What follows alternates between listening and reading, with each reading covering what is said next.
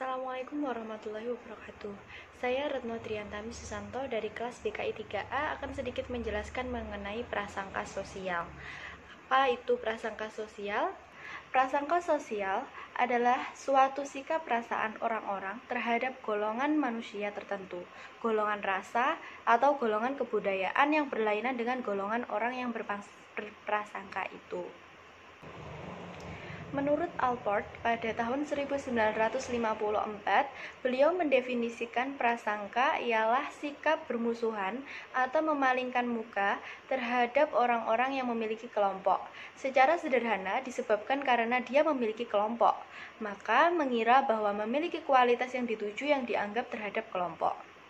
Dalam Kamus Ilmu Sosial Dictionary of the Social Sciences tahun 1964 and Handbook of Social Psychology pada tahun 1954, prasangka didefinisikan sebagai sikap yang tidak menyukai etnik tertentu. Menurut Kaswara pada tahun 1988, prasangka sosial membuat seseorang atau sekelompok orang mengingkari adanya kesamaan dan bersamaan hak.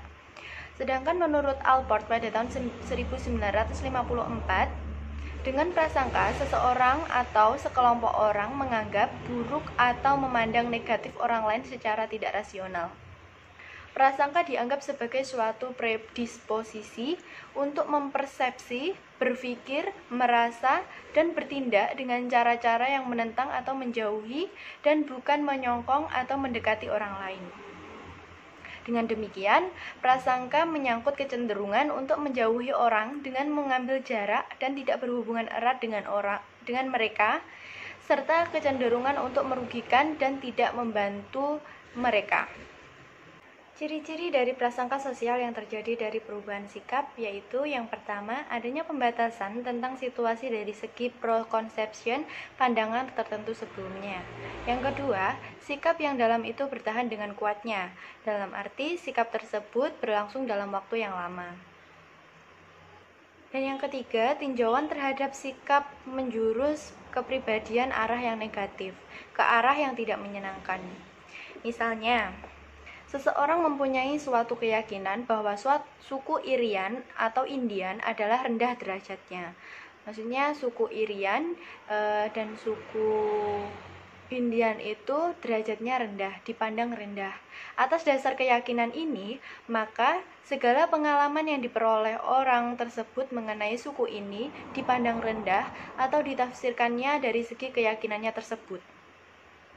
Maka akibatnya tidak mau tahu terhadap kenyataan-kenyataan yang tidak sesuai dengan prasangka tersebut. Menurut Abu Ahmadi 1979, prasangka sosial tidak terjadi begitu saja, melainkan ditimbulkan dari berbagai sebab. Sebab yang pertama dari latar belakang sejarahnya. Orang berkulit putih dari Amerika Serikat berprasangka negatif terhadap orang negro, bahwa latar belakang masa lampau, yaitu orang yang berkulit putih merupakan tuan.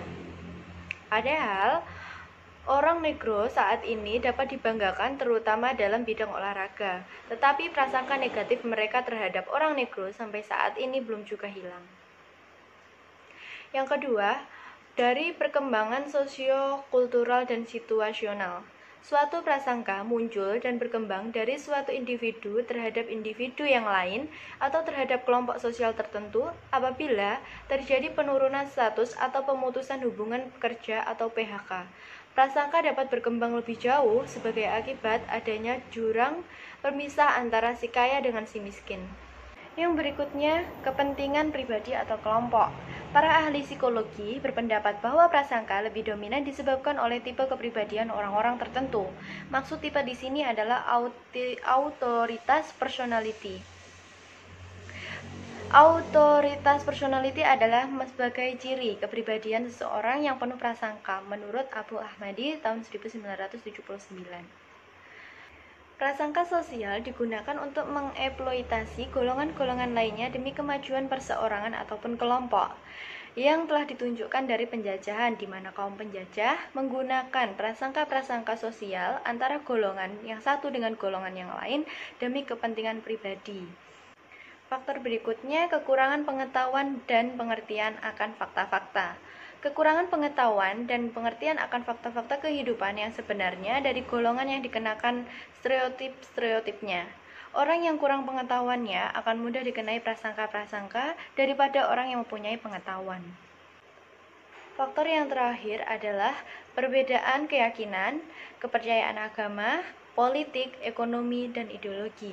Prasangka yang bersumber dari hal-hal tersebut dapat dikatakan sebagai prasangka yang universal.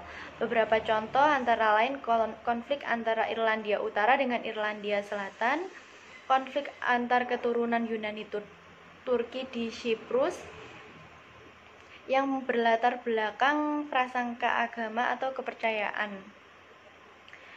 Berikutnya, Perang Vietnam, perang-perang di lingkungan Amerika Tengah sebagai besar konflik bermotif ideologi politik dan strategi politik. Menurut beberapa ahli psikologi, terdapat beberapa ciri pribadi orang yang mempermudah bertahannya prasangka sosial. Yang pertama, tidak toleran. Yang kedua, kurang mengenal diri sendiri. Yang ketiga, kurang kreatif. Yang keempat, tidak mempunyai rasa aman. Yang kelima, memupuk khayalan-khayalan yang agresif, dan lain-lain. Ada beberapa cara atau usaha untuk mengurangi prasangka sosial. Yang pertama, perbaikan kondisi sosial ekonomi.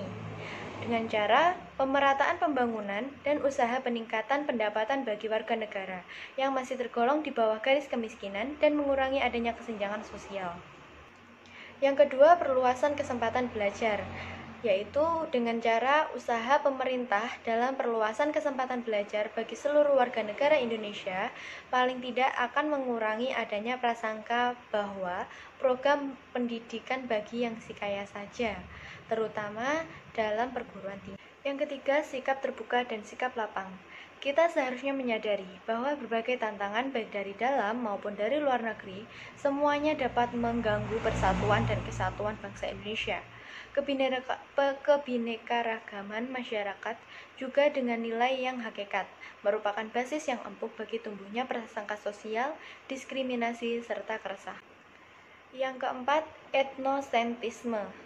Setiap suku bangsa atau ras tertentu akan memiliki khas kebudayaan yang akan sekaligus menjadi kebanggaan mereka.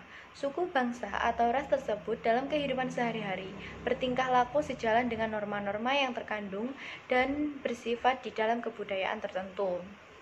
Prasangka seseorang dapat dinilai dengan melihat dan memperhatikan cara-cara orang berhubungan antara satu dengan yang lainnya.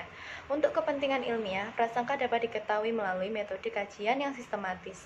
Salah satu metode kajian itu adalah alat kajian yang berfungsi mengukur prasangka. Sikap etnik dapat diukur dengan menggunakan kaedah pengukuran sikap semantik differential scale yang diperkenalkan oleh Osgood, Tenen, Baum, dan Suci pada tahun 1957. Sekian dari saya, kurang lebihnya saya mohon maaf. Wassalamualaikum warahmatullahi wabarakatuh.